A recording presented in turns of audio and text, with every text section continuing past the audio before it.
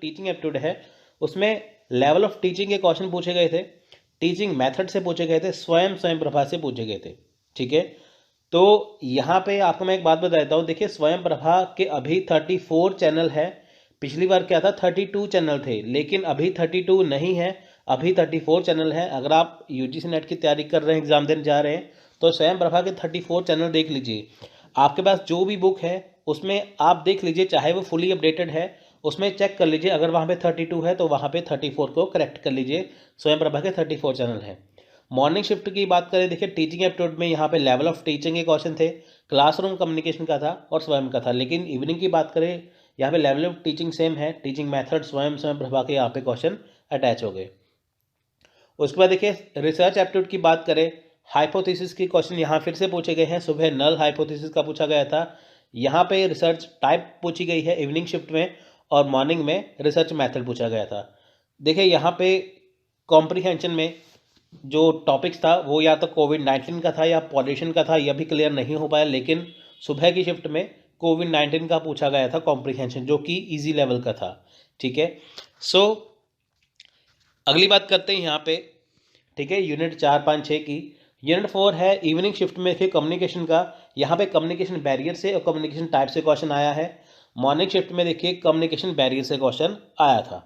ठीक है, तो यूनिट नंबर 5 है मैथमेटिकल रीजनिंग एंड एप्टीट्यूड। यहाँ पे परसेंटेज, एवरेज, ब्लड रिलेशन और डायरेक्शन सेंस के यहाँ पे क्वेश्चन आए थे इवनिंग शिफ्ट में। मॉर्निंग शिफ्ट में देखिए profit and loss and blood relation का क्वेश्चन आया था। देखिए ब्लड रिलेशन का क्वेश्चन हमेशा आता है, आप करिए।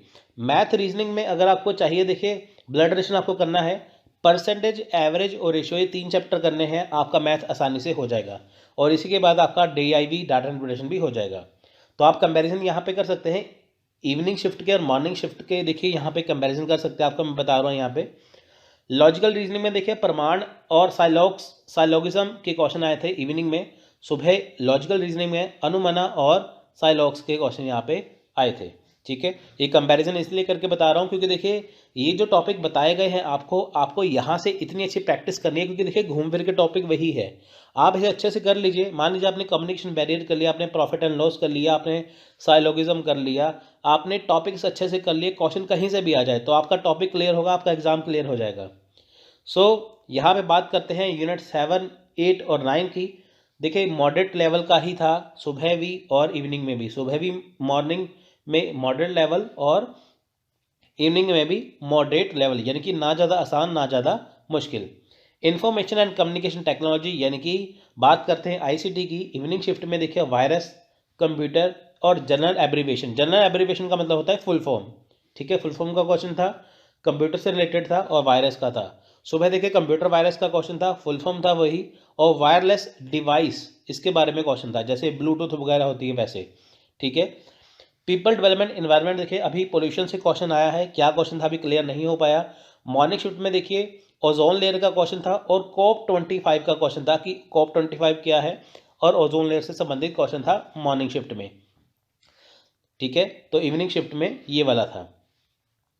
और देखिए यहाँ पे इवनिंग शिफ्ट में जो क्वेश्चन है वो हायर एजुकेशन सिस्टम से बात करें, NIRF ranking, national education policy 2020 और हायर एजुकेशन स्कीम से क्वेश्चन था। मॉर्निंग शिफ्ट में देखिए रैंकिंग और हायर एजुकेशन स्कीम से क्वेश्चन था। तो 10 यूनिट का आपको मैंने यहाँ पे कंपैरिजन दे दिया कि मॉर्निंग में कैसा था, इवनिंग में कैसा था। ये जो टॉपिक है आप वो अच्छे से करिए, आपका आराम से कवर हो जाएगा। सो देखिए the first open university in India establish in the year. देखिए वो कह रहे हैं कि पहला क्वेश्चन आया था, इनकी पहला क्वेश्चन आपको मैं बता रहा हूँ, लेकिन वो कह रहे हैं कि ऐसा क्वेश्चन आया था कि फर्स्ट ओपन यूनिवर्सिटी एस्टैब्लिश कब हुई थी इंडिया में, भारत में प्रथम मुक्त विश्वविद्यालय किस वर्ष स्थापित हुआ था। ठीक है, वो है आंसर ए है 1982 में, यानी कि doctor Bhimrao Ambedkar open university. ठीक है, Hyderabad is the first open university in India. It was establish in the year 1982। Indira Gandhi national open university was establish in the year 1985। यानी कि देखिए जो इग्नू है वो 1985 में आया था, तो उससे पहले क्या था, doctor Bhimrao Ambedkar open university जो है वो सबसे पहले आई थी 1982 में। ठीक है, ऐसा क्वेश्चन आया था, ये तो आसान है, ये हायर एजुकेशन का क्वेश्चन है। दूसरा क्वेश्चन था स्वयं का, ठीक है। स्वयं का क्वेश्चन था कि स्वयं है क्या।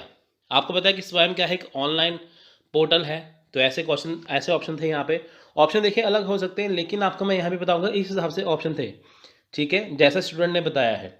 गैर सरकारी संगठन, ठीक है, शिक्षा के सिद्धांतों की प्राप्ति के लिए डिजिटल कार्यक्रम, ऑनलाइन प्लेटफॉर्म या वेबसाइट का नाम है, ठीक है। तो ये क्या है, ऑप्शन बी, शिक्षा के सिद्धांतों की प्राप्ति के लिए डिजिटल कार्यक्रम। आपको पता है कि स्वयं है क्या, स्वयं के द्वारा क्या है, ऑनलाइन पोर्टल है कि जैसे आप वहाँ पे निःशुल्क शिक्षा प्राप्त कर सकते हैं। यहाँ पे देखिए 9वीं कक्षा से लेकर स्नातकोत्तर तक, ठीक है, यहाँ पे कोर्स अवेलेबल है, ठीक है। यानी कि 9वीं कक्षा से लेके आप स्नातकोत्तर तक कर सकते हैं, आप पोस्ट ग्रेजुएशन कर सकते हैं, ग्रेजुएशन कर सकते हैं, सब कुछ आप यहाँ पे कर सकते हैं। दिन में 4 भाग में वीडियो दिखाते हैं, ठीक है। जैसे आप मान लीजिए कहीं पे जॉब करते हैं, आपके पास टाइम नहीं है कोर्स करने के लिए, तो आप अपने अकॉर्डिंग उसको चूज़ कर सकते हैं, तो आपको वीडियोस वगैरह दी जाती हैं, ठीक है। तो स्वयं क्या है, ऑनलाइन पोर्टल है। स्वयं है, स्वयं प्रभा है, मूक है, ये सारे ऑनलाइन टेस्ट प्लेटफॉर्म हैं जो आपस में जुड़े हुए हैं, ठीक है। तो अगर आपको देखिए, मान लीजिएगा आपको क्वेश्चन आता है कि स्वयं प्रभा के कितने चैनल हैं, तो वो है 34 चैनल। पहले थे 32, अब है 34। ये मैं बात कर रहा हूँ स्वयं प्रभा की। स्वयं क्या है, ऑनलाइन टेस्ट प्लेटफॉर्म। स्वयं प्रभा क्या है, जहाँ पे आपको वीडियो लेक्चर दिखाए जाते हैं, उसके 34 चैनल हैं लेटेस्ट। सो देखिए नेक्स्ट आया था क्वेश्चन, वो कह रहे थे heuristic method of teaching was developed by. अब देखिए शिक्षण की स्वावनुभविक विधि का विकास किसने किया था। देखिए ऑप्शन हमें नहीं पता था, लेकिन वो कह रहे थे ऑप्शन नंबर सी था, ठीक है, H.E. आर्मस्ट्रॉन्ग, ठीक है। अब देखिए इन्होंने heuristic method of teaching develop किया था। अब ये है क्या, शिक्षण की स्वावनुभविक विधि, यानी कि हेरिस्टिक मेथड ऑफ टीचिंग का प्रतिपादन E.H. आर्मस्ट्रॉन्ग ने किया था। आगमन विधि के आधार पर इस विधि का विकास किया गया था, ठीक है। हेरिस्टिक शब्द ग्रीक भाषा के ह्यूरिस्टिको से निकला है, जिसका अर्थ है मैं मालूम करता हूँ। यानी कि हेरिस्टिक मेथड क्या है कि मैं मालूम करता हूँ। सो यहाँ पे, ठीक है, आपको ये जानना है। तो देखिए अगर किसी जो राइटर है, ठीक है, जो कोई वैज्ञानिक है या कोई फिलोसफर है या कोई भी है, जिसने अगर कोई भी यहाँ पे मेथड दिया है टीचिंग का, ठीक है, आपको वहाँ पे करना है। जैसे ब्लूम टैक्सोनॉमी है, आपको वो करनी है ना, ऐसे करके मैं एग्जांपल दे रहा हूँ, आपको वो याद करना है कि कौन सा जो मेथड किसने दिया है। सो नेक्स्ट देखिए consider of the following letter series. देखिए अब ऐसी लेटर सीरीज यहाँ पे थी, ठीक है, ऐसे लेटर सीरीज आपको यहाँ पे दिखाई दी थी कि NEXT, ठीक है, what is the next of ACF EGI IKN, ठीक है, ऐसे OQT। अब इसके आगे क्या है आपको यहाँ से ढूंढना था। अब इसका जो राइट आंसर था वो है CUWZ, ठीक है। तो आपको यहाँ पे ये करना है, ठीक है। आप यहाँ पे आसानी से देख सकते हैं। अगर मैं बात करूँ ACF की, यहाँ पे लिखा है ACF, ठीक है। ए में हमने क्या जोड़ा 2, तो आ गया C में जोड़ा 3, तो C के आगे 3 करते तो आ जाता है F।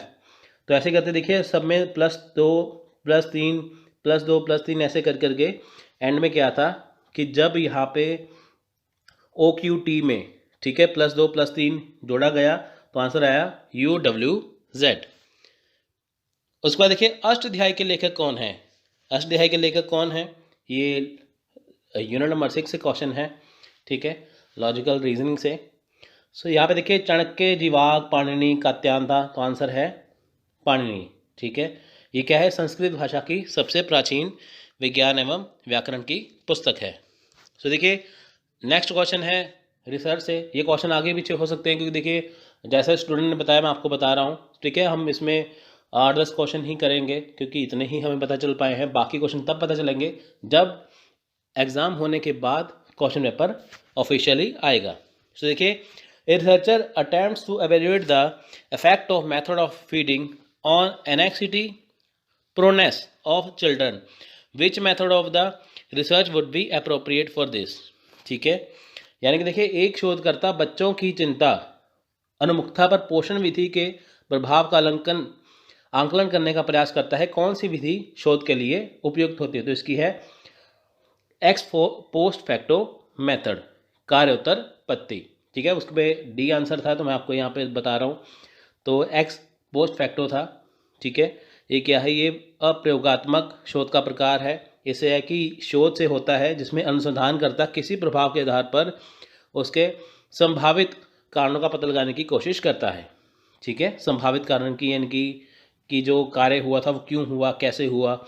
वास्तव में इस तरह के शोध में घटना घट चुकने के बाद शोधकर्ता शोध प्रारंभ करता है। एक्स पोस्ट फैक्टो क्या है कि जब कार्य हो जाता है, जब कोई घटना हो जाती है, उसके बाद होता है कि ये कैसे हुआ था। सो देखिए, एक क्वेश्चन था, empirical research in social sciences associated with. Empirical research जो है सामाजिक विज्ञान में प्रयोगमूलक शोध निम्नलिखित में से किससे संबंध है। वो है पॉजिटिविस्ट फिलॉसफी से। ठीक है, यानी कि सकारात्मक दर्शन से। अब देखिए ये है क्या, सामाजिक विज्ञान में देखिए क्या है, जो एम्पिरिकल रिसर्च है वो सकारात्मक दर्शन से संबंधित है। ठीक है, आपको ये भी क्वेश्चन पूछ सकते हैं कि कौन से दर्शन से है, सकारात्मक। प्रयोगमूलक शोध को अनुभविक शोध भी कहते हैं। ये 3 प्रकार के होते हैं, परीक्षण, सहसंबंधात्मक, प्रयोगात्मक, यानी कि ऑब्जर्वेशन, कोरिलेशन, एक्सपेरिमेंटल। तो देखिए क्वेश्चन से क्वेश्चन बन सकते हैं, आप इसे अच्छे से करिए। ठीक है, आपको ये क्वेश्चन पूछ सकते हैं कि इसके कितने प्रकार हैं, ये प्रकार हैं। ठीक है, so in pre learning preparation an important stage of communication is. अब देखिए अधिगम पूर्व तैयारी में संप्रेषण का एक महत्वपूर्ण चरण है।